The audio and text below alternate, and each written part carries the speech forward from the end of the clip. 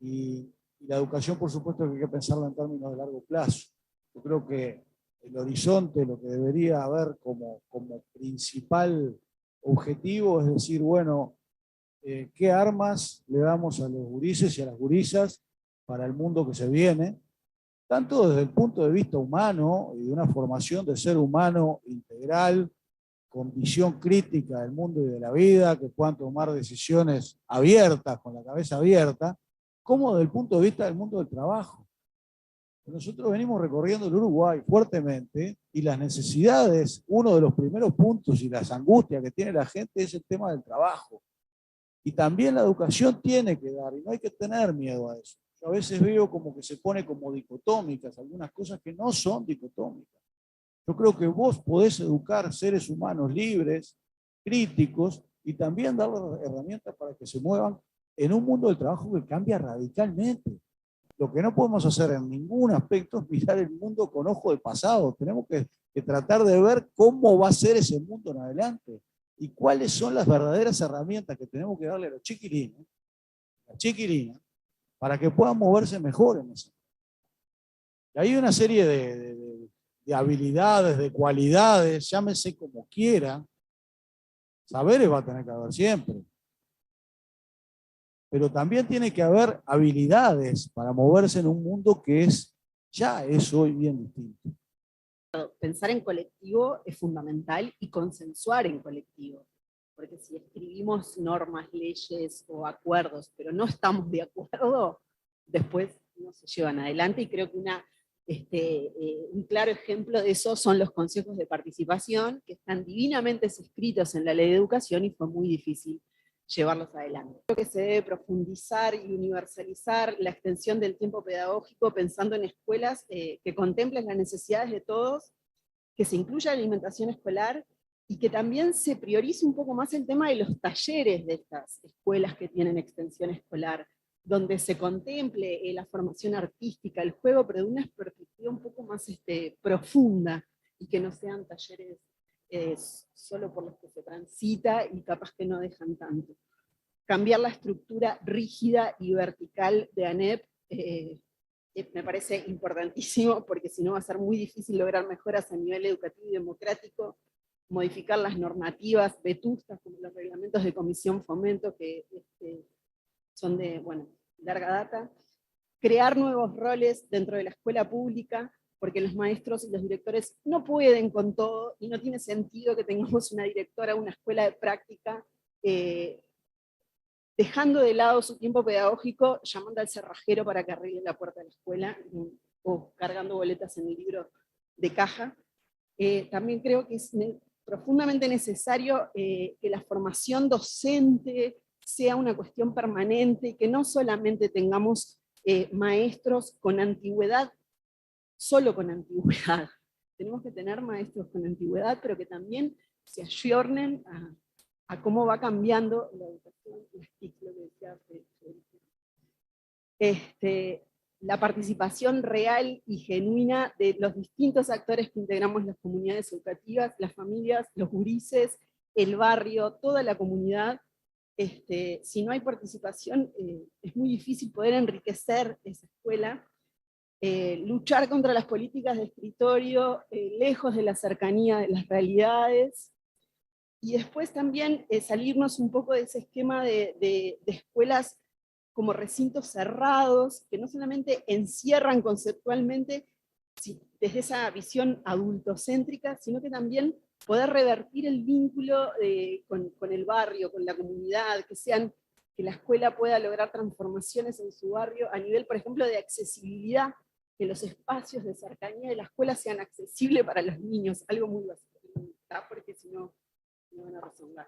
Cuando en realidad todo el sistema educativo, todo el aparato educativo tendría que estar en este momento abriendo las puertas, las ventanas, las canchas, los parques, todo para recuperar una adolescencia que quiere morir. O sea, estamos teniendo una crisis de suicidios la más alta de la historia. No hay las edades de suicidas, de más cantidad de suicidas, son los adolescentes. En una edad en la que empieza la vida y te explotan las hormonas, ¿vos te querés morir? algo está pasando, estamos teniendo un problema como sociedad realmente. La educación tiene que poder ponerle un pienso a la forma en que nos relacionamos con las jóvenes o los jóvenes. Y ahí está el cómo pensar la institución o las instituciones dando espacios distintos para que los jóvenes, las docentes, el personal de las instituciones, la comunidad pueda interactuar con las y los jóvenes y sean ellos los que verdaderamente sientan su pertenencia en ese lugar. Y cuando uno quiere el lugar y forma parte de ese lugar, entonces se quiere quedar y no se quiere ir. Si lo miramos como una continuidad, capaz que hay otros aspectos como el impuesto de primaria, que quizás podemos pensar que deje de ser un impuesto de primaria y veamos que como sociedad pensamos hacer que los gurises vayan a la escuela, al liceo, a la UTU, a la universidad, y con eso que es como básico, que es que con la panza vacía no se puede pensar, no se puede estudiar. Entonces, esa continuidad como que es verdad que tiene como múltiples capas, ¿no? Una es esa, generar las condiciones para que puedan ir a estudiar. Porque creo que vos le decías, no va a estudiar el que quiere. No, antes era mucho más difícil, hemos mejorado, pero falta muchísimo. Algo que es destacable es la política de salud y alimentación que tuvo el Frente Amplio en sus inicios también, que hacía énfasis en los primeros 1000 días, que ahí hablamos a niños y niñas de 2 años. O sea, que hoy la evidencia científica en realidad lo que nos dice es que se debe hacer énfasis en la alimentación no de 1000 días, los primeros 1000 días, sino de que se debe hacer énfasis en la alimentación de 6000 días. Y ahí estaríamos hablando del día 0 hasta los 16 años. Que ahí es a donde se encuentra como un crecimiento, digamos, en lo que tiene que ver con la neuroplasticidad. Que eso habla de la formación de las redes neuronales, que van muy de la mano con lo que es la educación, obviamente. O sea, tenemos que tener una adecuada alimentación, una adecuada nutrición para poder desarrollar un componente y un cuerpo, digamos, neuronal para desenvolvernos en todas las destrezas, habilidades, para tener una buena capacidad cognitiva, para entender los procesos de aprendizaje. Pensar en lograr tener una educación de calidad que transforme la vida de los chiquilines, y que no lo logramos.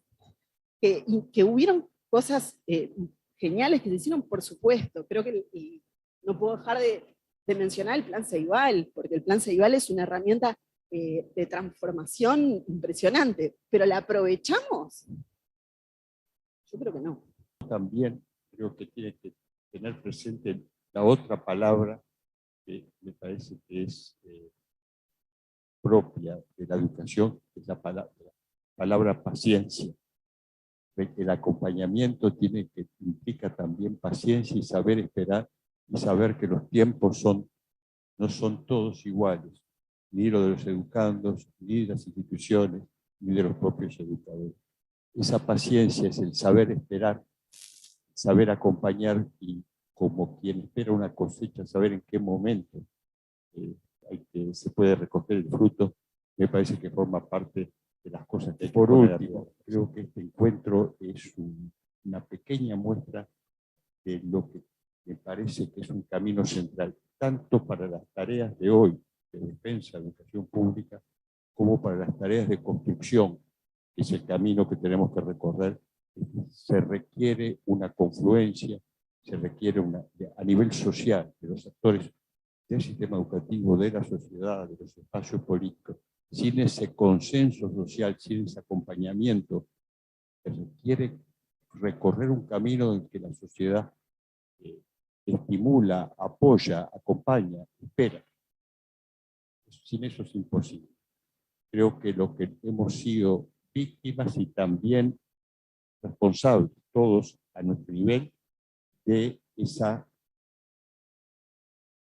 impaciencia que se nos fue generando y esa intolerancia interinstitucional, intersectorial, etcétera, de la mano de una cantidad de estadísticas que creo que todos conocemos. Entonces, se requiere lograr revertir eso, crear una confianza en el camino a recorrer, y eso se lograría con consensos sociales que hay que construir